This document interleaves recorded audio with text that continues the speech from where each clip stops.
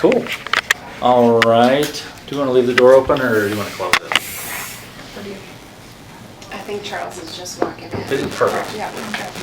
We'll let him come in and get comfortable. All right. Well, we'll call to order.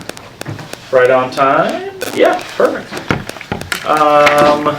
Before we get to our guest for today, everybody had a chance to look over the minutes, and then we will approve those minutes.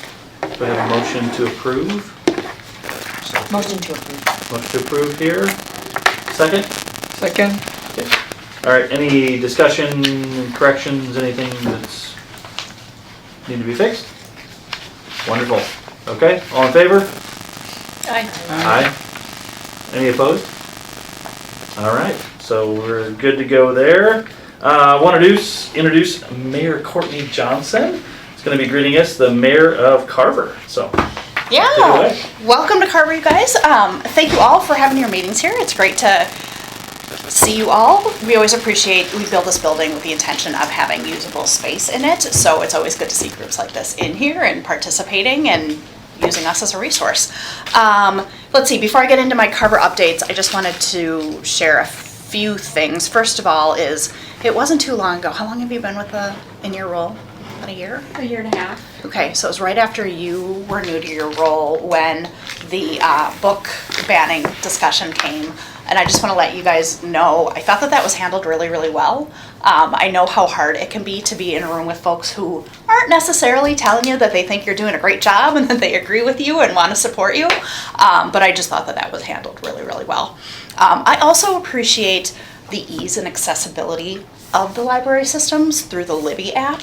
I think I shared with you when the Chaska Library had its 100th birthday, 100th anniversary, or 101st, right? Yes, there you go. Celebration last year. Because my library is available to me here and I don't necessarily have time to go into the library branches, I didn't know how to get into the Chaska Library because you've changed the entrance there. So I assume that there are cameras everywhere and there's probably a picture of me like trying to go in the old way and being like, and like kind of freaking out because I was running a little bit late. But for me, what library access means is on that Libby app. And so I appreciate that you're kind of hitting all the marks of people who do have time to go into the library and that that's their preference, but also folks who might be a little bit more time challenged, but still want to listen to a good audiobook every now and then. As far as things are going in the city of Carver, it's my understanding you're just looking for a finger on the pulse of what's going on in our community and what we're dealing with. Absolutely. All right. Probably the biggest thing right here in downtown Carver is the construction of the Miriam Junction Trail. And that, they're doing pile driving, so sometimes, as you know, that's a really loud process, so sometimes you can hear that. But what that is that's a little over a 2-mile paved trail. It's actually a Scott County project, but the end of it is a bridge over the Minnesota River that's going to let out kind of right by our public services building, which is the green and white former fire station, former Carver County Public Works building that isn't in great shape and is kind of on the chopping block to be transformed into something different in the future. But that's where it's going to come across, and it's going to be just this really great amenity. I see folks from Scott County coming from the Louisville Swamp recreational area, hungry and thirsty and wanting to hang out and spend money in downtown Carver. So that's one update. Carver continues to develop and grow. If you haven't been to Carver in any amount of time, you've probably noticed that up on the hill, that there's a ton of development. As far as commercial and industrial development go, there is a Les Schwab that is going to be going in. I think we're going to be seeing shovels in the ground and that later this year. If you're not familiar, Les Schwab is kind of a tire and automotive service center. So nice amenity to the city of Carver. There's also a new spec industrial user that's going to be going in two 189,000 square foot buildings that will be going in at the corner of Jonathan Carver Parkway or County Road 11 and Levi Griffin Road. So as you're kind of turning in to get back to Fleet Farm. Those, I don't know that they'll have shovels in the ground yet this year. It'll be late this year or early next year. And again, build to suit, divide that up, spec industrial. Let's see, speaking of Hometown Bank, if you haven't been there, there's a new-ish Hometown Bank in Mocha-Monkey. They opened last September. If you are looking for places to meet, they have perhaps one of the absolute coolest conference rooms in Carver County. Go in there, get a coffee from Mocha-Monkey, and then talk to the folks at Hometown Bank and ask to see the hidden conference room. It's in the basement. They'll tell you to turn to your right and to push on the wall. It looks like just a regular wall. And then you go into this almost like speakeasy feel of a conference room. So I don't know if your meeting times align with that or if that's even something that you're looking at, but it is, I don't get excited about many conference rooms. I'm not that much of a dork, but this is a cool conference room. Check that out. Let's see. Residential development continues to be strong in the city of Carver. If you guys came in from Jonathan Carver Parkway, you may have noticed one new apartment building going up kind of by Carver Elementary. That is a building from the Carver County Development, the CDA, and that is Carver Place. It's a 60-unit building, and then kind of going in that same general area is going to be Carver Oaks, which is a 43-unit apartment building that'll be for residents who are 55 or better. Both of those are being built by Frana companies, and the construction methods that they're using are kind of cool. If you take a look at it, and I don't know how much progress they've made in the last couple of days since I've been up there, but they're building one half of the 60-unit building at a time. And when they're building it, they're bringing it in piece by piece. So it already has the house wrap on it, and it already has the windows on it. They're building it one half at a time so that they have the first half completed from the exterior. All the walls are up, the roof is on it. That allows them to get all their tradespeople in. So now the plumbers are in, and they're working on sheetrocking and electrical while they're putting up the second half of the building, which is just kind of a cool way of doing things. I guess Frana has a factory where they build these wall components. It's maybe in Farmington or Lakeville, and then they just kind of get trucked in, and then there's a crane that lifts them and drops them in piece by piece. There is also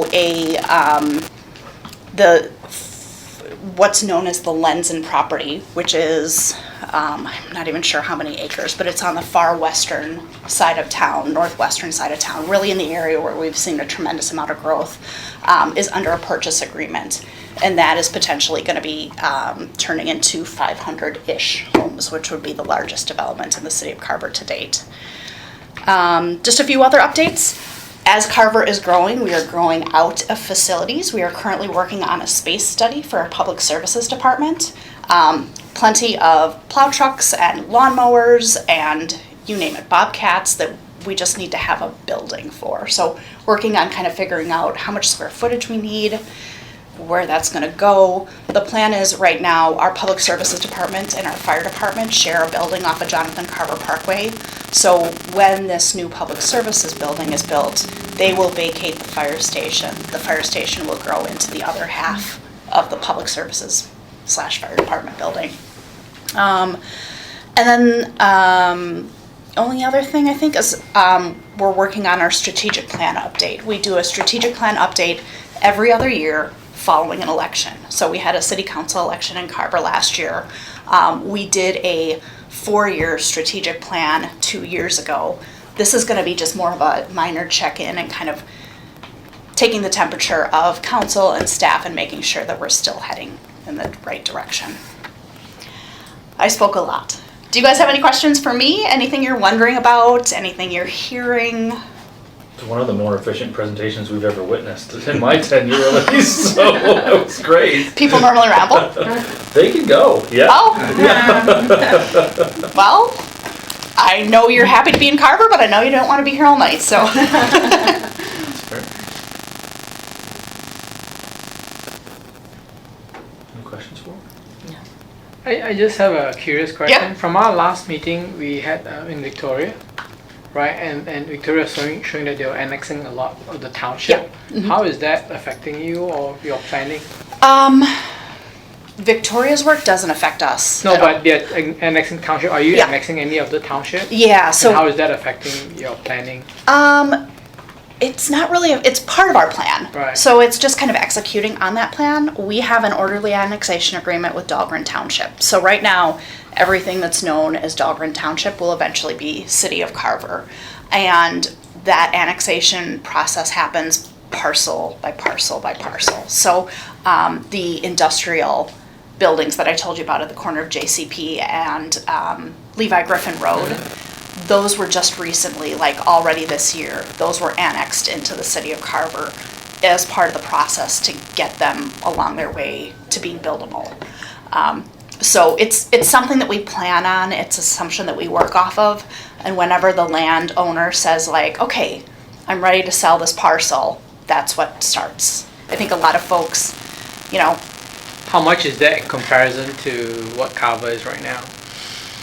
Like how big are you thinking? 20%, Yeah. 30%, 40%? you know, I bet it's 50%. We still have a really large area, and I can share, we have our comprehensive, you know, it might be 60% or That's a more. lot. There's a lot of area to grow. Yeah. Okay. Just curious. Yeah. Because Victoria's touting that they're going to be the biggest in Carver, remember? Yeah, they did, right. And I'm curious, how is Carver doing that? I just happened to look at it today, and they had this huge map that showed like current City of Victoria outline, and then like anticipated Yep. City of Victoria, and that was really cool to see. Like, holy smokes, Yeah. that is. I wasn't, That's a lot. didn't fully appreciate that a lot of cities around Carver has township to annex. Yep. And then they could potentially grow quite a bit. Yeah, yeah. You know, I think if you talk to the mayors of any Eastern Carver community, they'll say we're gonna be the biggest one in 40 years. You know, Matt Lean in Cologne has said Yeah. that. I've heard that of Carver. I know Victoria Yeah. says it. Yeah. But there's just a lot of room to grow, and with Right. these orderly annexation agreements, it's just really procedural when the landowners are ready to sell. So out of curiosity, if you're gonna annex parts of the Dahlgreen Township, is that affecting the golf course there too, or? So it may, you know, whomever owns that one day might say like, we're done with the golf course business and we've got a developer coming at us with a very lucrative Right, potential for right. that. Okay. You know, our future land growth area ends at, I don't know what the north-south is, just east of Dahlgreen, but our future development area doesn't include Oh, that okay. part of Okay, Dahlgren maybe somebody Township. else, Yeah, somebody city. that might be Cologne, because that might be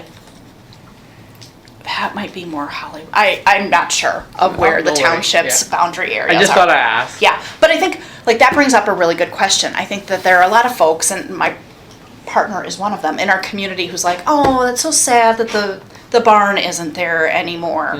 And it's not a process of the city saying like, "Hey, it's time for you to sell. We're going to take your land." It's more of those landowners saying like, "We're done farming. The kids don't want the farm anymore. We have a developer coming to us with a very lucrative offer. This just makes sense for us now." The city, while we have a plan for when that transition takes place, we're not pressuring. We're not the ones making those decisions of like, "Hey, guess what, Jody? It's time to sell your land. Let's go." You know, it's more of a process between, a private process between the landowner and the developer. Thank you. Yeah, All right. all right. Thanks so much for All your right, time. yeah, thanks for having me, you guys. Thank you so much. Yeah, take Thank care. you. All right. I don't think we have any public here, so no public input. Hearing none, we'll move on to the next. Trisha, an update for us. Awesome. Well, my name's Trisha Lack, for those of you who don't know me. I don't know a few people around the table. And I am the current chair of the Youth Services team here in Carver County, which is the team of the librarians who work with youth service programs and opportunities. So I get the privilege of coming today to kind of report on our work this last year.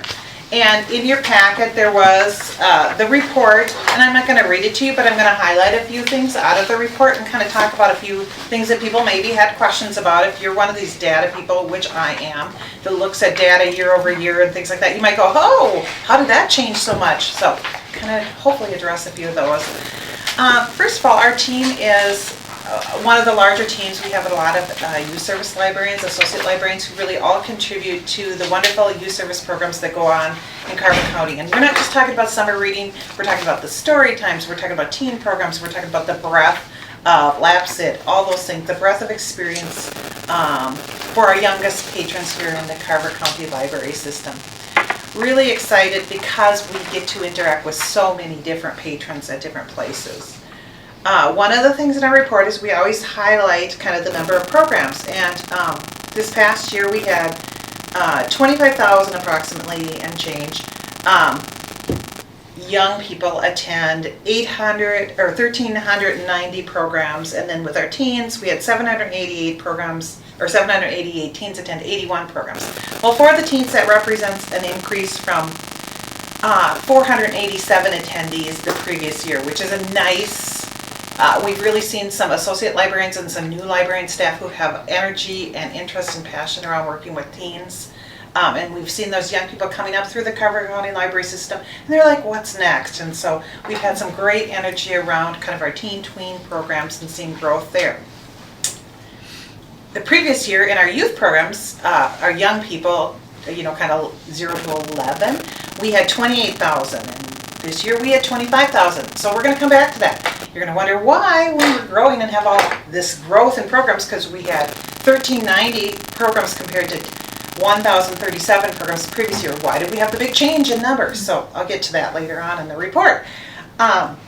So our team right now, we are without a branch manager liaison. That would be Paul Erickson, retired. So hopefully in a day or so, Jody will be announcing a new branch manager. Looking at Jody, but we're still functioning and operational, and hopefully we'll look forward for that new energy coming with a new branch manager. Some of the highlights in our program this past year, we're really doing some exciting work with a grant, one of our grants in terms of bilingual story times, a puppet show that was bilingual, some intergenerational programs, which we saw dynamics of older adults and young people interacting together. Again, our foundation has supported wonderfully the 6-word story essay that the teens do and had growth there. And partnerships and outreach are always critical to the youth service team. We work with the Carver Parks and do a lot of programming with camps during the summer. We had a new partner with the Carver County Farm Bureau and doing some story times during the summer. We have master gardener partners. We have a lot of partners who come in and work in a collaborative way to both bring their energy and expertise to our youngest library patrons, but also help us in our bigger picture global goal of really focusing on literacy and how we grow that within Carver County through the library system. All of these things couldn't be done without the wonderful staff who puts in lots of energy. And our staff extends to our teen volunteers.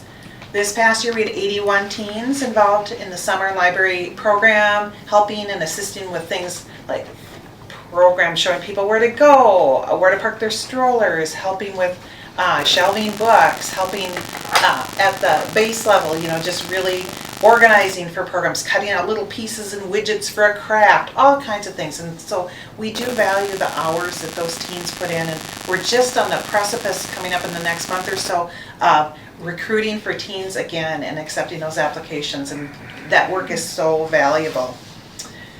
So then as we look at our teen goals for the year, we had a couple collaborative goals with the collection team. One of them was looking at juvenile series, and our youth service librarians and the collection team really looked at, we talk about youth series and juvenile fiction. Well, we have these books over here that sit on these shelves that are kind of the beginning chapter books, and they're over here on these shelves, and then over there on these shelves are other chapter books, and our patrons really weren't seeing necessarily the reason why some books are over here and some books are over there. So we did this interfiling, or bringing those collections together, hopefully as a way to both encourage readers to explore maybe some new genres and see some different things on the shelf that maybe they only went to the one aisle and they never went in the other aisle. And also to really look at the collection in a holistic fashion, which was really nice. So gaining some new exposure to those books for our readers, making the collection make more sense. So when a young person goes and looks for a book, how come some are by author and some are by title? It didn't make any sense before. So now hopefully we have that rich experience of bringing it all together, and it's all shelved by author now, and it makes sense to everyone.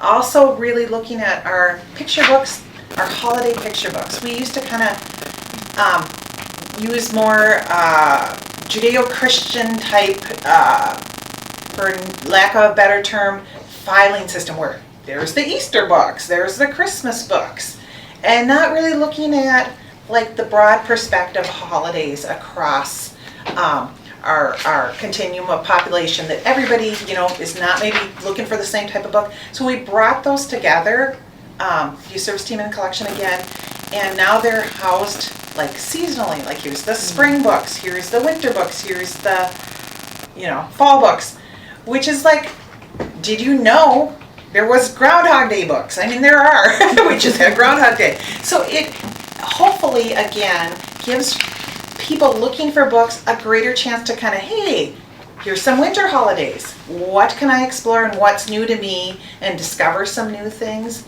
It also hopefully gives some ease in finding things that one might be looking for and not knowing where to look.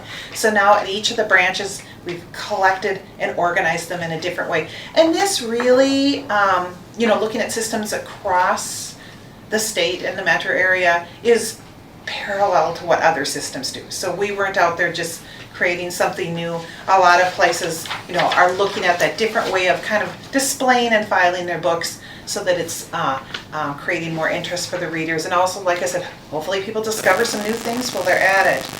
One of the things we did over this past year was really look at our 1,000 Books Before Kindergarten. That's an initiative where we encourage, obviously babies aren't reading yet, but we encourage our youngest readers, pre-kindergarten, to achieve 1,000 books with their caregiver or guardian reading to them, or as they begin to be early readers, reading some of those books. And so we really put some new energy. We had a wonderful librarian, Heather at Chanhassen, who dug deep and came up with some new incentives for us and really put emphasis on giving new life to that program. We've seen the success. Heather actually just sent out an email today, I think it was, with her colleague Ingrid. We were running low already on our little canvas. I didn't bring one today. We have these beautiful little canvas packs that the kids get when they achieve 1,000 books. We were already running low. The vendor wasn't making them anymore, so Heather and team at Chan had to come up with a new vendor, and we did that. But seeing some great success there, and they just put in a new order for the books and got them, and so we're able to get those back in stock and incentivize again that reading experience. We find that fits with the science of reading and some of the things you're hearing at the state of Minnesota, but in terms of the READ Act, that libraries really reinforcing that with some incentives and giving joy to the experience of parents or guardians or caregivers reading with the young person is so important. We also continue to work on the virtual library cards. Excited that this year, the 2024 I'm talking about, we expanded to Eastern Carver County schools. We have been piloting for a few years, seems like forever, in Waconia School District, and now are broadening, and we're within Eastern Carver County schools and looking to expand further down the road into all of our school districts who are willing and interested within Carver County. That really gives our school age patrons an opportunity to have a virtual library card where they can access resources through their device at school, or if they're using a school computer and need to get into a database, opens up the whole doors of the library without having to physically be in a library. You're getting the access to all those library resources.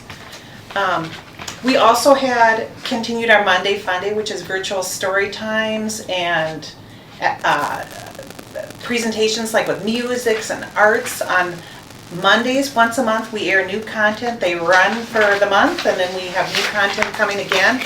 We reach record levels of 17,000 viewers. It gives our patrons again an opportunity to access the library outside of the library walls in all kinds of different ways and times. Maybe they're watching it Saturday morning or in the middle of the night if somebody wakes up and needs a story time and some energy, whatever it is, with their little people. So that's wonderful. I'm coming back around, I'm closing out here to those numbers at the beginning that I talked about and why we saw the dip. We changed the way in which we collect data. This isn't just Carver County, this is a statewide thing, where we started collecting data and looking at something called self-directed activities. We do a lot of these in the library. Before, we had many of them included in that 28,000 number I gave you before. There are things like where kids might come and do a little craft in the library. They might do a scavenger hunt. They might do a story walk where the boards are out and they're walking down the street and they're reading a story with their caregiver.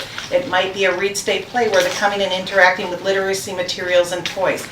Basically, it's something where a staff is not standing in front or amongst a group and presenting.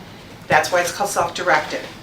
So that's why we saw the drop from the 28 down to 25. But amazingly, over the course of 2024, we had 327 self-directed activities for 16,000 patrons participating in self-directed activities. So you can see our growth, if you add those together, was really very large. We're seeing that build back since COVID to being back to where we were with participation with young people in the libraries, which is really exciting. Finally, our last piece of work that we really focused on was an internal thing and working with our youth service staff and talking about the science of reading, the READ Act in Minnesota, and looking at decodable books. We did an internal training for just the youth service librarians in the fall to kind of kick off understanding, feeding our own knowledge so that we can help direct questions and answer patron readers advisory type questions about when they come in and they say, I need a decodable book. Well, what on earth does that mean? And helping us all understand that. So we're continuing that into 2025 and that we're going to expand the training beyond just the youth service staff and bring it to our other fellow librarians who sit behind the desk, because we know as the READ Act in Minnesota, which you may have heard in the news and legislation, continues to be incorporated into what schools are doing around the science of reading, which is really a very phonics-based system, that parents are coming to the library and they're saying, I need this type of book, and we need to, as librarians and good stewards of the collection, understand the needs. So there's a collection goal that's coming as well in 2025 that looks at purchasing decodable materials. That's what the term that's used that really focuses on phonics, and having those available, more of those available in the library for our early readers. But also having staff understand what that means and how to advise best the parents, caregivers, adults who are coming in with those types of questions. So that's kind of pushing us into 2025 with our goals. So it's been a very exciting year.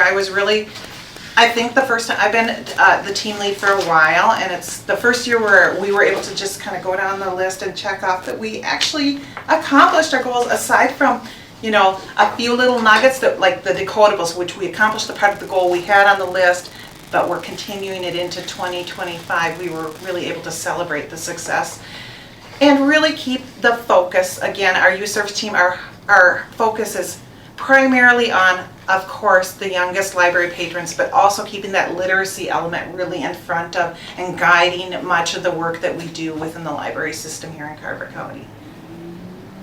Are there any questions? Hi, Tricia. Hi. Thank you for your presentation. I'm Ern Bodvarsen, and it's a pleasure to meet our new board members. This is my second board meeting, so it's a pleasure. Just a general question for you. You're providing services to different subgroups of youth, very little kids, toddlers, right up to pre-collegiate young people. In terms of the services that you're investing in, that you're providing, which subgroup do you feel responds the most? Where are you getting the biggest return on investment? Do you feel, is it with the little people? Is it with the teens? What's your general assessment? And I guess this is a question for Jody too. If you look at it strictly as a numbers game, and return on investment's a tricky question because it's not just about numbers. I would answer it two different ways depending on. And I apologize, I'm an economist, so I just think in if you're terms of looking at that. strictly in the numbers, we see, and I love to look at data, but we see a lot of participation, kind of 0 through about somewhere around 10, 11. there starts to be a dip in terms of just the people participating. And what you'll see then is it's the parents bringing them, engaging, and then the students need to start making choices about what they're going to participate in things. We see that with our summer reading program. We see that with the other programs that we offer. But that doesn't measure things like, that's why, when you talk return on investment, as an example with our virtual library card, and now we have students, and the data is not collected in the same sort of way that you're seeing in front of me, that are maybe their teachers bringing up whatever project at school, and they're being encouraged to pull up this website, link through the library, access one of our databases, and find the materials they need to write the report or create the PowerPoint or give the presentation. And so that's why one could argue that, in terms of value and some of the skills that are coming, hardcore skills, there's the very early literacy skills that come with our beginning readers, but then hardcore as they begin to approach those job skills, those skills they need to carry into their collegiate life and stuff. Things like the virtual library card, it's a huge investment of effort on our tech people within the library up front. But the gains that we're making that we're not able to quantify in the same sort of way, I think, are large. So. And are you able to track the volume of use of the virtual cards? That's one of the things that we've asked Bob for some data, and I welcome any of the. Yeah, we can go in and tell you how many people from 110 and 112 have materials checked out and how many reserves they placed. Okay. And are you satisfied with the level of use? It's coming hard from at the high school 112 team? because it's only one grade. It started with one class Right. and then a few more classes, so it's not really robust yet. So we have nothing to judge it against because I don't think we collected that data when we did it at Waconia. We didn't. Okay. Yeah. So I don't have a good measure. I think when we do the next one, we'll have this baseline of 112, the biggest district, being able to say this worked because we had this many people. And it's kind of adding a grade at a year or two or Right. 6 months at a time too, so that there's a little bit of training that goes in behind that in terms of our staff and also the teachers being partners in the school in terms of understanding how to help their kids access that database as well. And also parents. Yep. And in 112, the parents have to opt their children into the program. Okay. If I can answer return on investment, I since you're an economist, I'll say bell curve. I think there's a bell curve around 4 and 5. That's where we see lots of kids at story time. But when we get on the lower part of the bell curve, the higher the bell curve, for the most part, the least engagement. I come, I watch, I have a good time, good, thank you. Yep. But we do baby story time, or I don't know, I mean, like you could have teen volunteers that would like later want to come and be on the library board, for example. Because you have that kind of engagement. Sure. So when we get to teens, well, the numbers are higher, the engagement, the numbers are overall lower, but the engagement is so much higher. Yep. Yeah. I have a question as well. So, oh shoot, now I bet I just lost it. Oh, no, I didn't. I apologize. So virtual library card. So tell me, I feel like we've talked about it a little bit, but I'm not exactly sure I know what it means.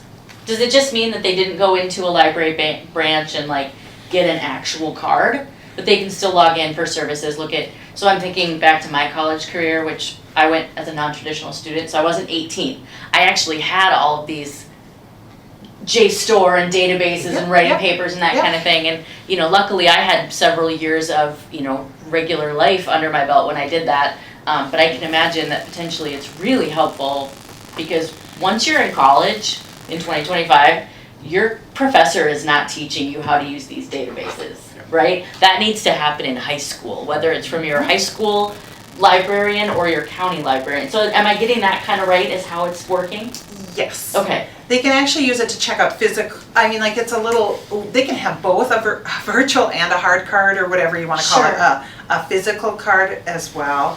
But the hope is then, like within the school system, exactly what you're saying, that they're accessing those databases, they're finding a rich experience, whether they're getting on and putting things on hold on Libby or whatever their virtual use is, that they have this full open door library at their fingertips. As we know, a whole nother side and story. You probably talk about Victoria, about expanded hours and things like that. Right. But the library's doors right now are closed between X and Z or whatever, and this gives them the opportunity to plug in and connect into their library whenever they're writing their report or need the information, or just want to look for a book that's fun and listen to an audiobook or read an audiobook on their Kindle or device. So- Yeah, no, I'm thinking ahead probably in our whole meeting today, but the pieces kind of all fall together with the virtual library card and expanded access and learning about it over here, just a whole, a better experience for young people and everybody, but anyway, okay.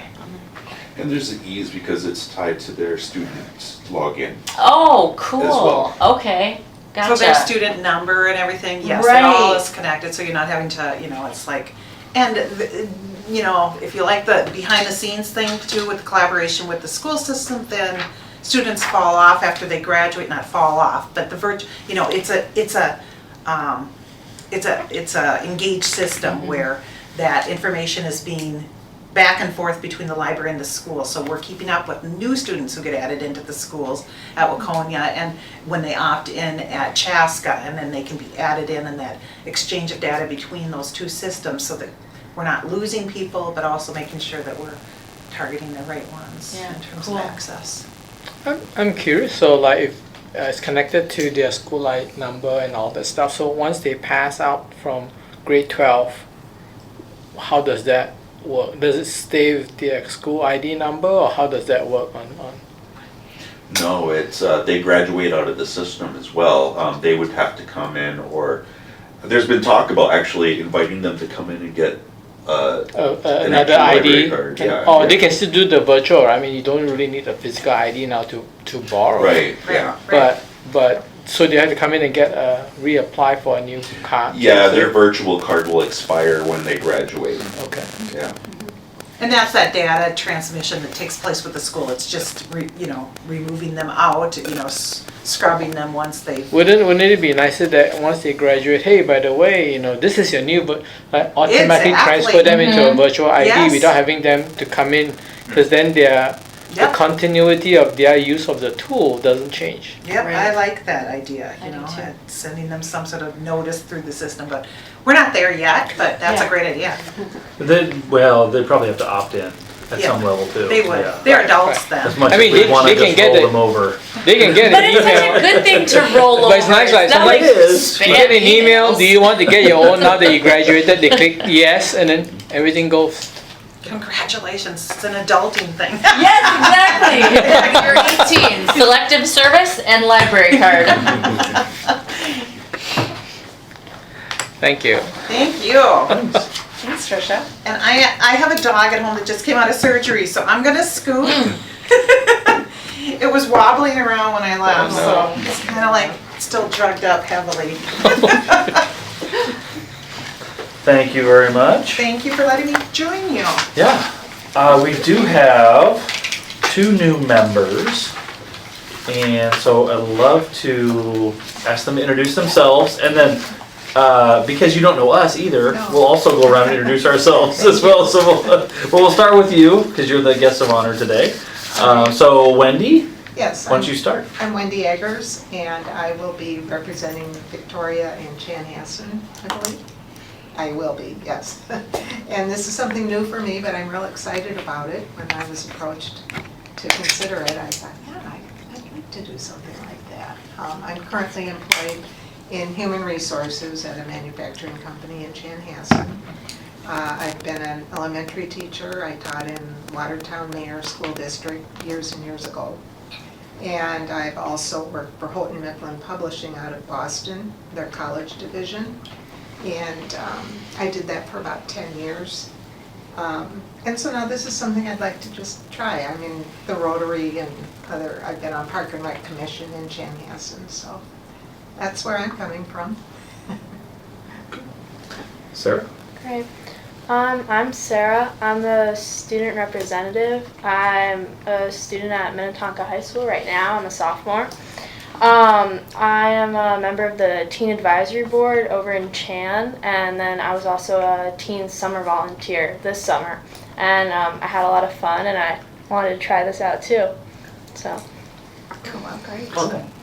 What's your last name, Sarah? Duffy? With a Y? EY. EY, okay. I'm glad I asked. Should we go around and introduce ourselves too? Yeah, I'll start. D. McDonald. So I've been on the board almost 1.5 years now, and I live in Waconia, so I represent Waconia. And yeah, it's been very interesting to go through the meetings and find out sort of what we do and what we can help with and get engaged. This actually pushed me to get a library card. Although the best of intentions, I had the best of intentions to get a library card, I just hadn't done it yet. So the sheer guilt of being on Yes, the board and not having a card. Yeah. So now my kids both have them as well, and yeah. So and the Libby app is amazing. So yeah. Well, I introduced myself a second ago, Ern Bodvarsen, almost completely brand new to the board, my second board meeting. I very recently retired from a long career in higher education. I'm an economist, that's my field, but I was a professor for many years and then was a dean at 4 different institutions. And I am now enjoying retired life, which I highly, highly recommend, and it gives me a chance to do wonderful civic engagement work like this. I live in Chanhassen, but it's my understanding that I co-represent with Charles Chaska. The way the way it works. commissioner districts Right. overlap Yep. with some of our cities. Yes. I'm Stacy Lindquist. I've been on the board, actually I think 1 year today. This is my 1 year full circle. I live here in Carver. I represent the Norwood Young America Library. And in my day job, I work in risk management. So this is kind of a nice break to not be, Yeah, I yeah. can see that. Anyway, yeah, so that's me. I'm Kevin Spencer, I'm the branch manager of the Chaska Library. Okay. Patrick Jones, branch manager of the Chanhassen and Victoria Libraries. I'm Charles Tay. I think I've been here just over 3 years. Is that right? I can't remember how long. It feels like forever. When you're having fun, it does. Say, I hope that's Except for that 1 year, but you know what I'm talking about.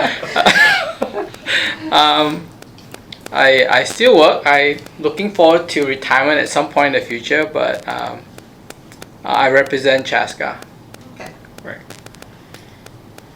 And I'm Jody Edstrom, the library director. I've been in this role a little over 1.5 years, although I've been with the county, with Carver County Library since 2011 in many other different roles and have worked across all of our branches at one point or another. So I look forward to working with all of you and interacting with you and helping to move our library system forward. All right. We are going to try to make these hour meetings from here forward. We talked a little bit last week, and they've gone up to 90 minutes at times, which sounds like a hoot. However, we're going to try to keep them to about an hour, and give or take, based on the agenda, that may work, may not. But I do need to leave at 5:30 today.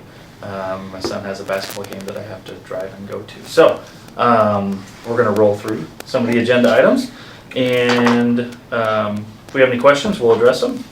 Number 5.1, library board job description. Have you guys had a chance to look over that? And a question about procedurals here when it comes to the board reviewing these policies. I guess my basic question is, are these draft policies where at this time the board is in a position to discuss potential modification of language or to discuss the content of the proposed policy itself? Or is this a done deal? The train has left the station, and what we're really doing is acknowledging formally that we have reviewed this and we're good to go. I mean, what's the procedurals on this? Typically what has occurred in my experience is that the library director or one of our management team members would bring recommendations forward to this group and look to you for your approval to those recommendations. But certainly we would welcome, I mean, you absolutely could have weigh in with input. There could be opportunity, like if you felt strongly enough as a board that we need to talk about this more, and bring back another draft revision next month, there's enough flexibility there we could do that. Okay, Yep. and actually, and in the interest of time, I know you have to leave, I do have a few questions. They're really, I think, mostly clarification questions, but I do not wish to, encroach on time here. If this is something that could be done via email, I'd be happy to do that. I mean, it's your call. If you want to. Well, I mean, actually. I would say go ahead and bring up, Okay. yep, Yeah. All right, these, mhm. I think these can be answered very quickly. It's Sure. just part of moving up the learning curve. Absolutely. So, the document says, be responsible for the establishment of policies and rules governing library operations. That's fine. I mean, we establish those. We talk about them, establish those. Then it goes on to say, review of the annual operating budget and 5-year capital plan for submission to the county board, etc. Do we recommend a budget? Does the board have responsibility for reviewing a draft budget and recommending it to the board? That has not been the experience that I have seen, Okay. as part of the county's budget process that the director works through. Okay. I certainly can verify clarification on that with county administration, but it's been more just that the group has been able to weigh in and review Sure. on a more, Advice. I don't want to say informally, but yes, along the way. Advice Yeah. and consent, meet and Mhm, confer. mhm. Okay, and then bullet number 3, have sole authority and discretion in maintaining and developing the collections of the library. I am taking that to mean that the board gives fiduciary responsibility to the branch managers to do that, because I, practically speaking, don't see how board members can have that type of oversight. Is that a reasonable expectation? That it's really granting fiduciary responsibility?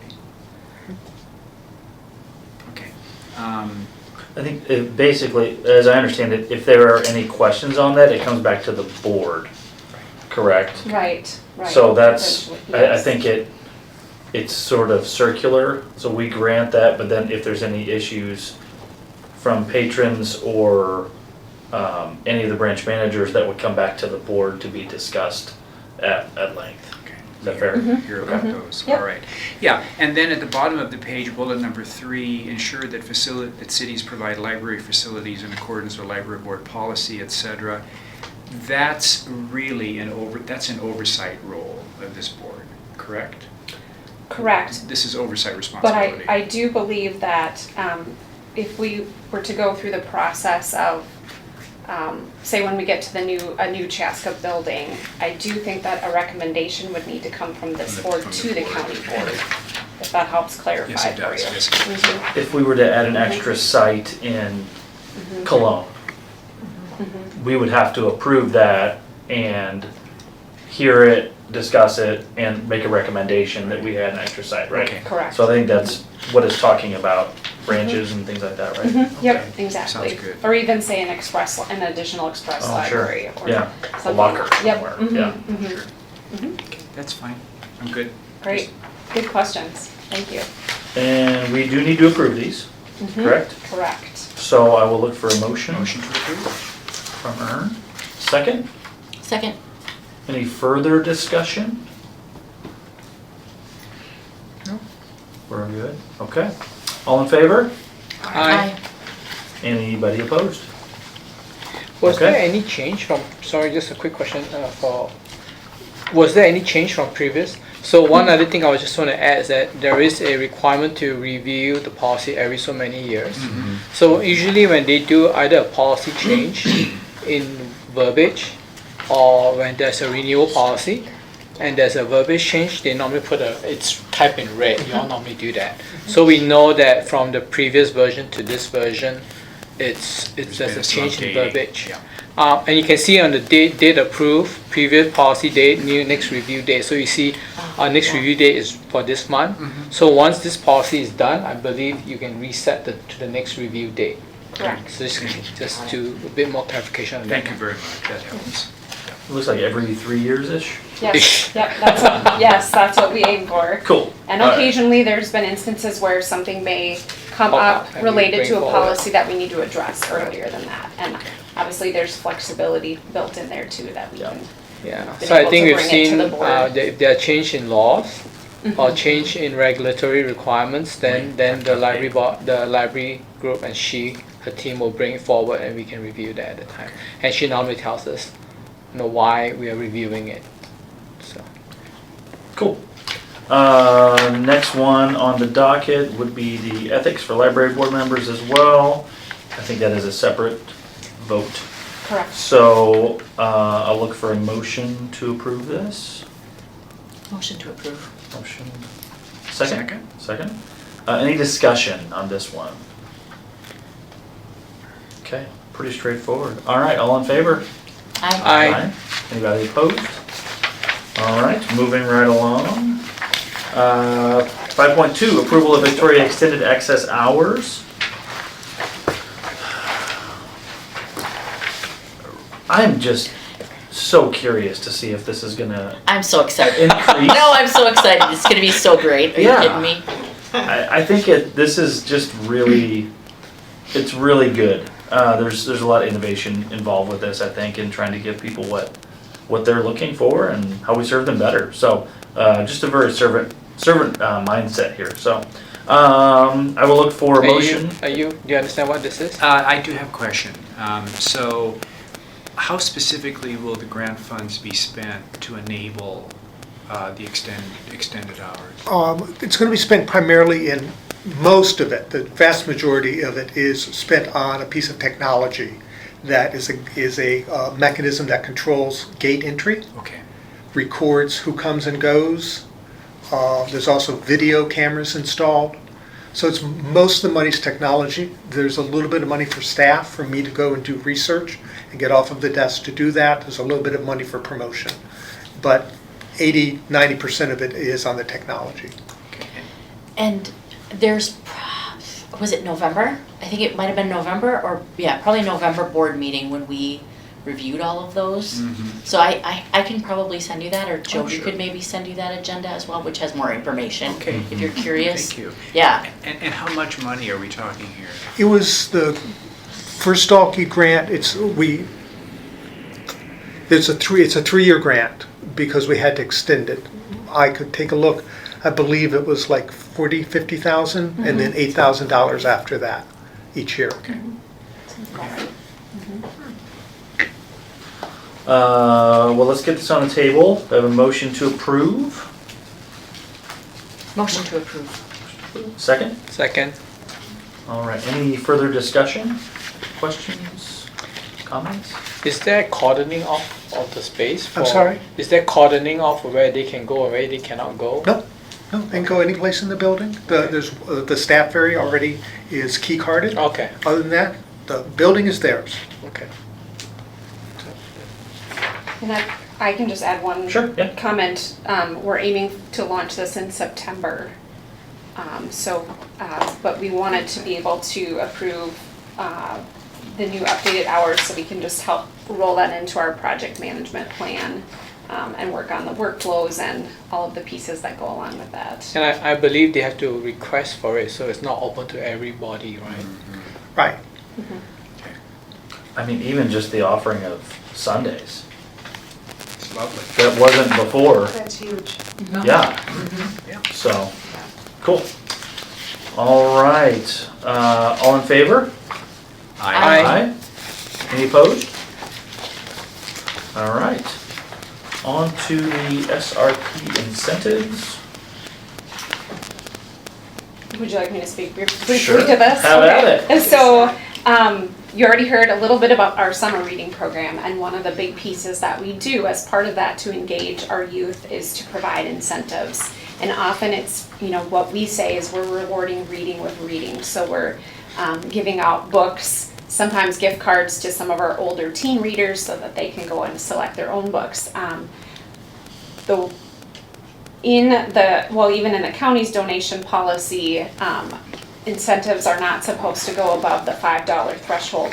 As you know, with rising costs, it's very challenging to find quality materials, quality books, at that level, even through some of our literacy partners like Scholastic. So what our youth services team is looking at, and we did this last year as well, is just kind of a blanket approval that they can go up to $25. Not that they will for every item.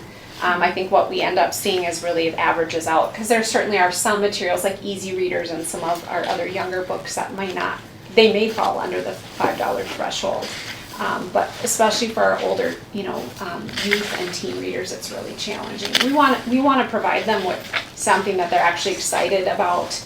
That's, again, a quality, motivating material for them. So that's what we're looking for here. It is spelled out in our donation policy that your group has the authority to be able to approve it up to that spending level. Just curious, how long ago was that $5 limit Yeah, set? no kidding. A long time ago, I think. I don't know. I mean, I've been hearing some conversations at the county level that maybe need to look at adjusting that, but I don't know how quickly that will change, but we'll see. I'm just curious, should this be like looked at every 3 to 5 years because of inflation? Sometimes $25 won't go as far as you want in 5 Gosh, years' no. time. No, absolutely not. Yeah. Yeah, this is at least the second year I know of that we've talked about this. Yes. And it makes logical sense. So, okay, well, let's get it on the table. Do I have a motion to approve? Motion to approve. Second? Second? All right. Any further discussion? Okay. All in favor? I Any opposed? All right. Let's see, we have some new business with the MLA Legislative Day. D, one second. Yeah. So, Orrin and Wendy, when I started in my role, this Dulkey grant, this Dulkey grant idea would be talked about in these meetings, and I had no idea what it was. So if you go online and do a Google search, you'll learn what that's all about. But it's basically a private individual passed away and left some money to the library board to use over a series of years, and it's been fun to experience some of those, what's been able to be done in the community because of those funds. So Is that here listed here? we talked about the Dulkey grant in relation to Victoria's extended hours. How do you spell Dalkey? Is it- DAHLKE. Okay, Yeah, thank you. sure. And there is a web page on our website that has drop downs for each of the years. We're now entering the 4th year of our internal grant program, so you can see what all the projects have been. Oh, nice. We need to get 2025 inputted there, but Yeah. that gives you just broad summaries of each project that we've done so far. Thanks, Stacy. Yep. Yeah, I always wondered that too when I started. I just acted like I knew what I was talking about. Oh yeah, the Dulkey grant. Totally, and then when I said I Love would like participate in the grant, like What did I voting sign or up whatever, I was for? like, I should really find out what this is about before I start this. You take it till you make it, I Right? guess, right? Yes. Jody, MLA Legislative Day? Yep, and I know I believe I had sent an email out, but MLA Legislative Day is an opportunity for anyone that would like to join me at the Capitol to meet with some of our local legislators. It's Thursday, February 20th. I was hoping to have appointment times, but our admin assistant was out today, so typically they're in the morning. Earn has offered to attend, has expressed interest. If anyone else is interested. Who will we be talking to, I guess? Is that a senator? Last time we did a senator and a legislator. Yeah, we did, and last year we visited with Representative Lucy Ream and Senator Julia Coleman, Senator Nash. Nash is this his constituent? Yeah, yeah. He's Waconia, Carver County guy. And Carter, is she? Who? Yes, Bobby Harder, thank you. And then there's. Is she new? Forgetting someone else. So, Okay. and she crosses with Sibley Yeah. County and Carver County. Yeah. So I did visit with her last year as well. Yep. And then aside from the appointments too, usually, I mean, there's a lot of other library folks from across the state that all come together, and it's a chance to meet other folks and interact. So just let me know, you don't have to tell me now, and hopefully we'll have our appointments. That's always the trick, is nailing those down. Do we So just meet there or? we can, or we can carpool. I mean, there's a couple different ways to go about it, so. No, because like if I'm working, I just had to pop in and pop out. Yeah, yeah. We'll let Jody know on that one. And then I know in the past, we do elect somebody for the Library Board Foundation Yes. as a liaison. Yes. I assume that's what we're doing here, or just talking about, or do we need to actually elect somebody today? We can elect someone, or we have a little time because they don't meet again until April. So if we need to push it out, if anyone has questions or needs to think about it. They meet quarterly, if that's helpful to know. And again, this group really does fundraising to support programs and services that are not funded by our local tax dollars. Great group, and they're represented by our individual friends groups from each of our branches.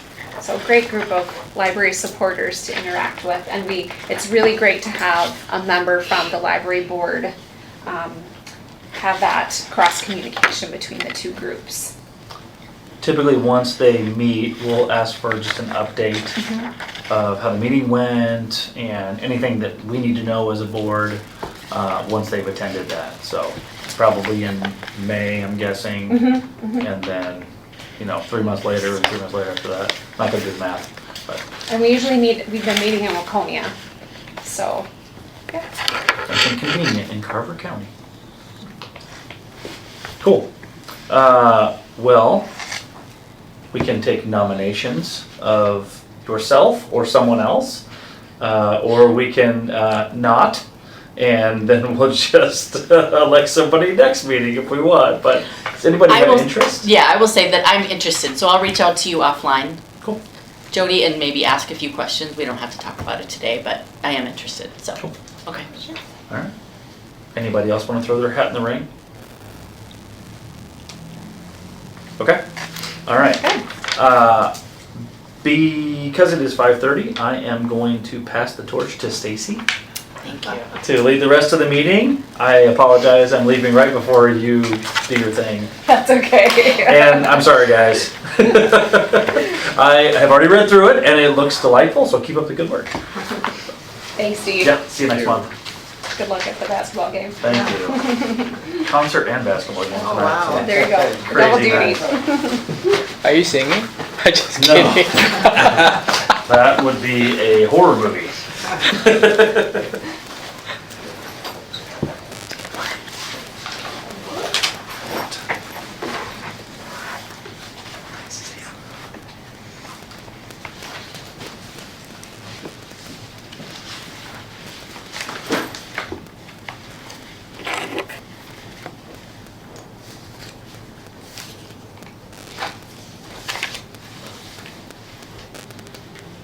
Do you want me to start with budget updates, Stacy? Yes, can you start with budget updates? We're all looking to you, I'm and you're like, and I'm just and you were just reading away. I'm like, okay. Yes, thank you, I appreciate it. Yes, please. Well, and honestly, there's not much at this point of the year to report on, because it's so early in the year. It's just painting a picture of what we're looking at, things that, now we're honing in on are, what national conferences and other conferences, and looking at our conference budget. We're looking at our equipment and furniture purchase. What kinds of furnishings across our branches do we need to look at replacing, or adding? So that's one piece we look at. We're looking at our tech budget, obviously, and our tech priorities. Where do we need new, if we need new PCs or new laptops or new equipment? And some of that is already pre-built into kind of long-range planning, but it's good we go back and review some of those pieces as well. I do know coming down the pike at the end of this year, we have our ILS, which is our integrated library software system, that will be up for renewal for the next 5 years. So we are starting the process of getting a new quote and looking at all of the fine details through that to make sure that we are set in place for a new contract with them. That will be coming to you all likely in April for a recommendation, if we can prep all that material by then. So, I feel like that's not a very exciting budget update, but, you know, we're still, and I mentioned that last month, we are looking at, are there any rollovers from last year's budget? You know, one that comes to mind, Chaska just installed a new desk, new service information desk. So that was a project that we had set for 2024, but the shipment got delayed, so we had to, so we'll have to roll over funds from 2024 hopefully to be able to, well, we will cover it one way or another, but ideally those funds would be able to roll over with us. So we actually don't have a lot of rollovers for this year, just a few of our friends groups that kind of more pass-through accounts that will shift over that were not spent. Can I stop you there and just 2 quick questions? Absolutely, of course. So,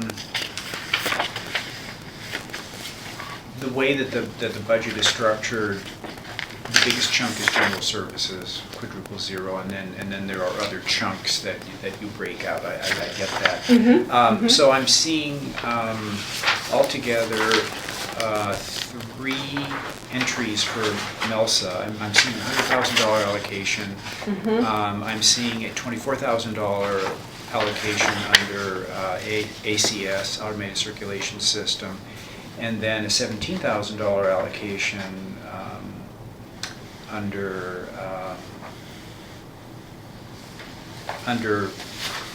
that an item titled MELSA reimbursement. So what's the total amount of money that the system gets from MELSA? So the 100,000 is what's budgeted from that initial at the very top here. For general services. For general services. For general services, yep. And then the automated circulation system, the 24,000. I'm trying to remember. That one I might have to check back on, but I know that's related to technology. That's, I think it's RLTA, what we call RLTA funding. So specifically earmarked for technology use. Coming from MELSA, so Coming it's yep. in addition to the 100,000, correct? Exactly, Okay. exactly. And then that third bucket that you pointed to 17,000. is it's training, development funds. Okay. That, again, so an additional amount from MELSA. Okay, so the total MELSA allocation is actually $141,000. Okay. And then the second thing is, and this is a more general question, it sounds like the library system doesn't do, or perhaps the county doesn't do zero-based budgeting. You are allowed to roll over unspent funds. And it's not like at the end of the fiscal year, if you have unspent funds in some buckets, it's, I don't want to say seized, but it's, you know, you wipe your slate clean and you start out with 0, and then you've submitted a plan for spending in each of those items for the new fiscal year. That's not the case? It is that in some correct? case, well, yes and no. So the rollovers, there's very specific requirements what's able to be rolled over. And anything that is unspent does go into the year-end savings for the county. Okay, so it's restricted in that regard, but the funding is still accessible. Right. Okay. Right. Although then from there, I mean, we still it happens in June, June we walk through each line item with Okay. county finance and look at projections for what that looks like for Sure. the coming year, if that makes sense. Wouldn't your rollover be based on whether it's an ongoing project that you anticipate to roll to the next year? So it's more of an unencumbered process of Right, budgeting? yep, so if exactly, like if you have a furniture contract in place, then that qualifies likely to roll over. Yep, I hope that answers. Yes, it does. Yep, Thank you. okay. So the silly question is this, I mean, on the expenditure side, I can see that. But what about the MELSA fundings? So like you have 100,000 that you don't draw out altogether. Do you get to keep that and then next year adds a new funding from them, or do they claw that back to If you don't spend it all. Right. Yeah. So the MALSA that's in here stays with the county. Okay. Yep, it rolls into the, yep. And in some instances, say for the, like for 2024, where we had a shortfall with fines and fees. Right. Some of that MALSA funded. funding is Right. utilized to cover that shortfall. Okay. We do have other funds in reserve with MALSA that we can call upon for other special projects. Sure. So say for instance, I'll just use a new building as an example down the road. We'll have some MALSA savings that we'll be able to Draw back. draw upon for that. Okay. Yep. I hope that answers your questions. So.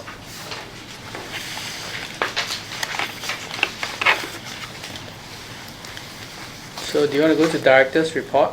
Yes, let's go to the director. Do we have to do this for every single line item? I'm just looking at you now. I know, and I'm like, I don't know how to do this. There wasn't a class. I always ask for a gavel, but she won't Yeah, give it she to me. wouldn't give you. See, that would make it so much more official. Director's report. Like a book. I know. Yeah. Like, Let's get a mallet next time. I obviously wasn't paying attention. It just worked so seamlessly prior to. It's all good. Ah, all got good. it. Okay. Well, I'd like to acknowledge we had Public Service Division Awards recently, and we did have some wonderful nominations across our staff, which you can see in our director's report. There was four categories. We had 3 for Colleague of the Year, Amy Pullen, Mindy Thomas, and Heather Wiegand. For Emerging Star, which is someone that's worked for the county less than 5 years, we had Shiloh Parisian and Kathy Schultz. And then Perennial Star, which is obviously someone that's had a lengthier time, Catherine Bauer, Susan Blatz, Scott Davis, and Heather Wiegand.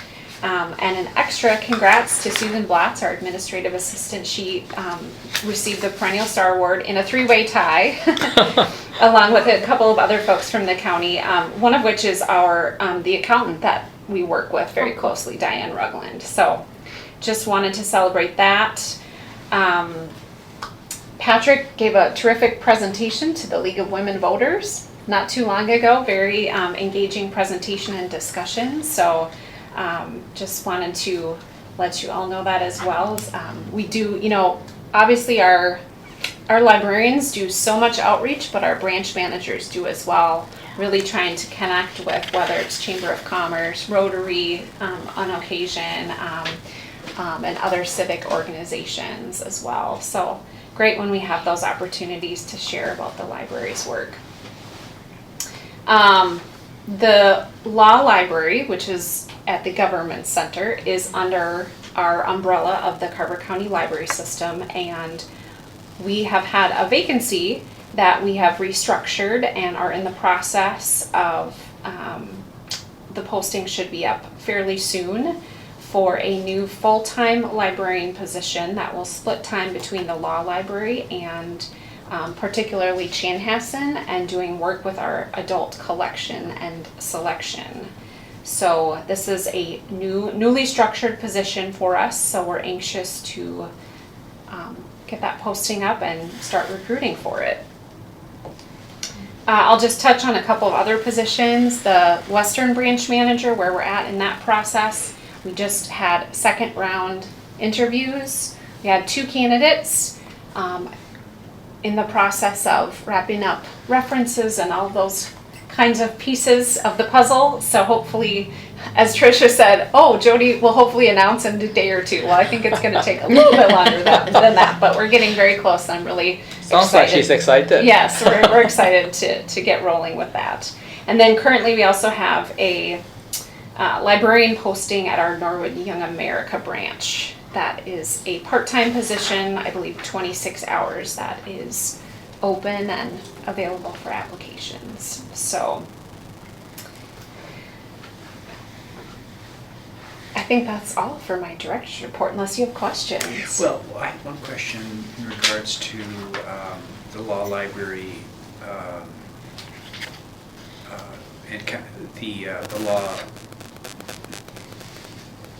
the 1.0 FTE librarian that you are working to hire, you've eliminated 2 part-time positions. They're close to full-time. One of them is a paralegal position. Any concerns about the loss of that type of skill in a law library? Yes, I think being fully transparent, this will be a more challenging recruit to find someone that's skilled in both of these areas.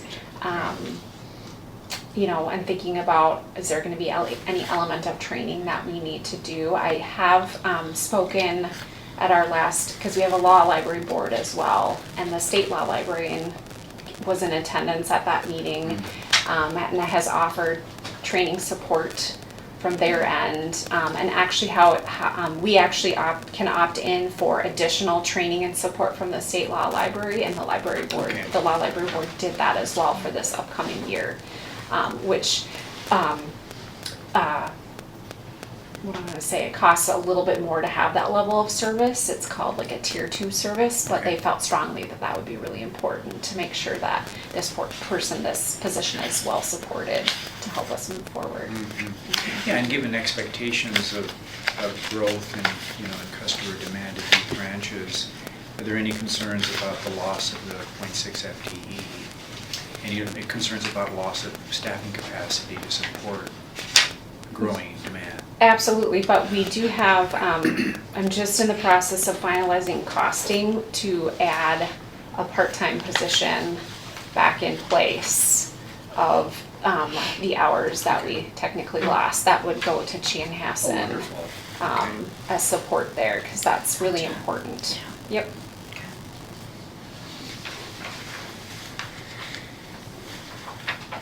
That was a really good question, because I wondered that too. I was like, ooh, paralegal plus librarian. So. Very niche skill set. Right. Cool. I don't believe that Nick is here Correct. today, so we'll skip that.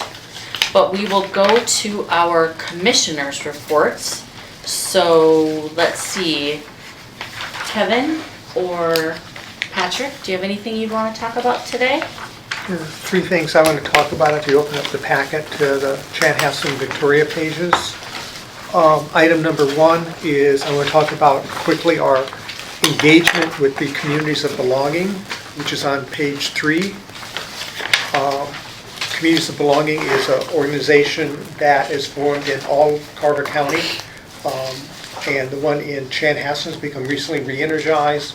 And part of that energy is coming from Linnea Faunus, who is our adult services librarian, who's been working very closely with them, getting them to meet at the library for coffee and do programming at the library. So that, I'm particularly pleased with how that has gone.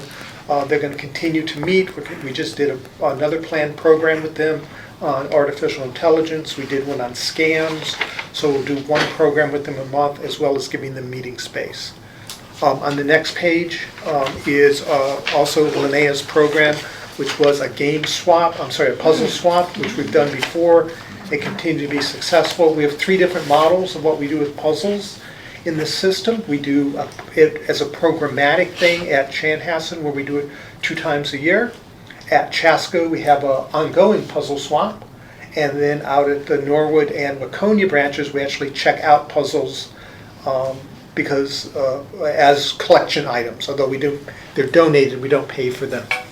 And then the thing that's not on here is a little bit insider baseball, which is how I've spent my time in January, which is primarily doing performance reviews, preparing documentation for extended access, and also in the absence of an adult collection development librarian doing all the adult collection development work for the system. And that's all I have. Thank you.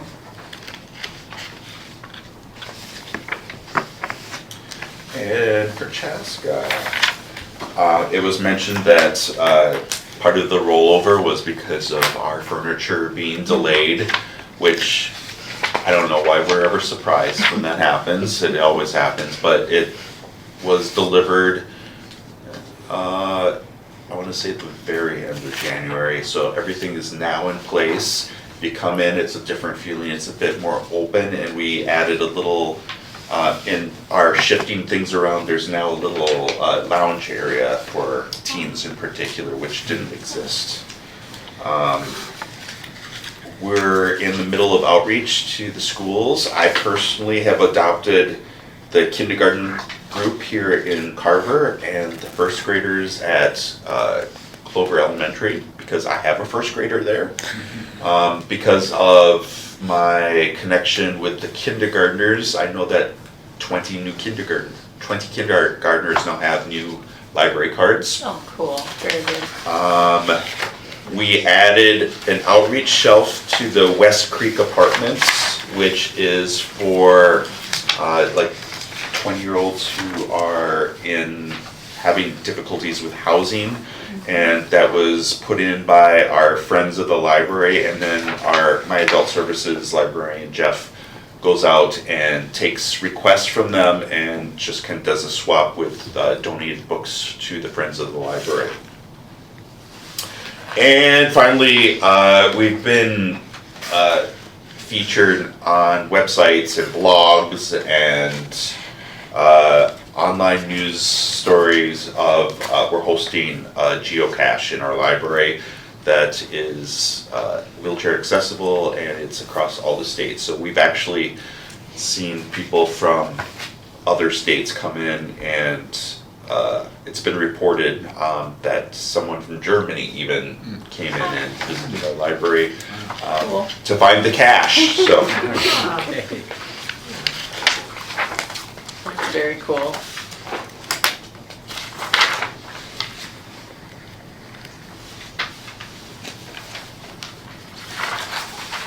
And I saw that there's Susan pulled in some articles from the local newspaper about us eliminating fines, which is cool.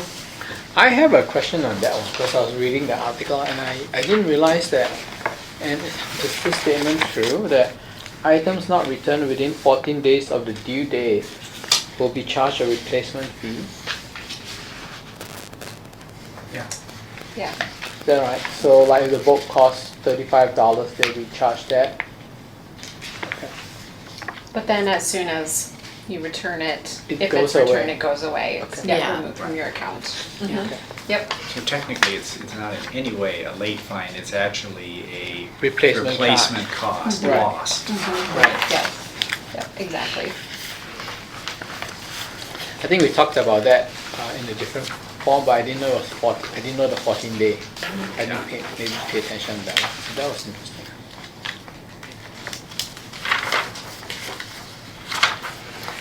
Okay, well, if there aren't any other questions or comments, motion to adjourn? Second.